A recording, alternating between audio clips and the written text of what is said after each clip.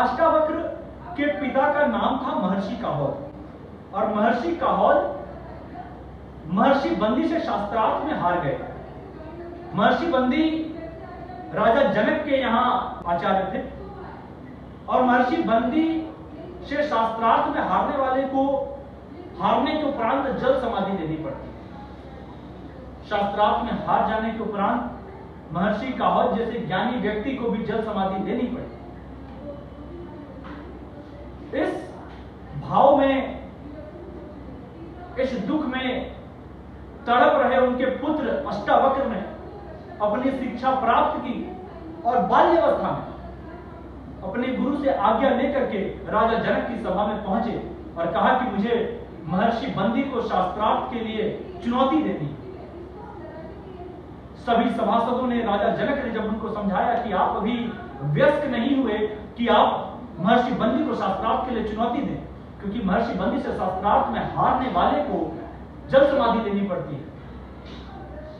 तो वहां मौजूद सारे सभासद जैसे ही महर्षि अष्टावक्र राजा जनक की सभा में पहुंचकर महर्षि बंदी को चुनौती देते हैं शास्त्रार्थ के लिए, वैसे ही वहां पर मौजूद सारे सभासद हंसने लगते हैं, क्योंकि महर्षि अष्टावक्र की जो काया है वह विचित्र है, विकलांग है।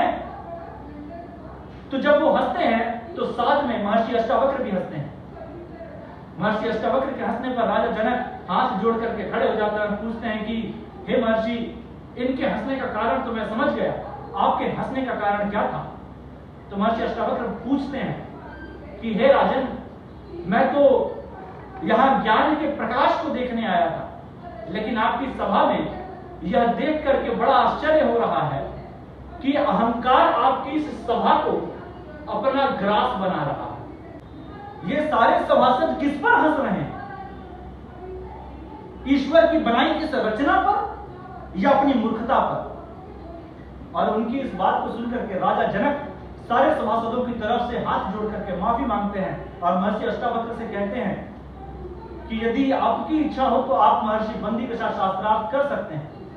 और महर्षि बंदी जब इस चुनौती को स्वीकार करके उस अबोध बालक, महर्षि बंदी के लिए भाई अबोध बालक है, उस बालक के साथ शास्त्रार्थ करने बैठते हैं तो शास्त्रार्थ कई घंटों चलता है और इस कई घंटों के शास्त्रार्थ के बाद महर्षि बंदी परास्त हो जाते हैं।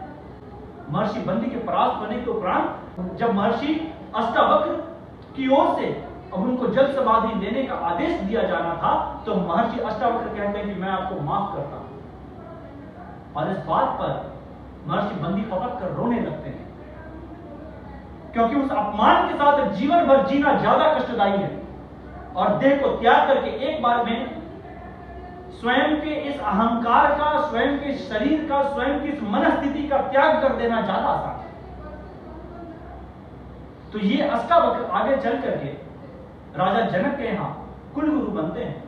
ये वही अष्टावक्र है जिनके पिता महर्षि काहोल को महर्षि बंदी के साथ शास्त्रार्थ में परास्त होने के उपरांत जल समाधि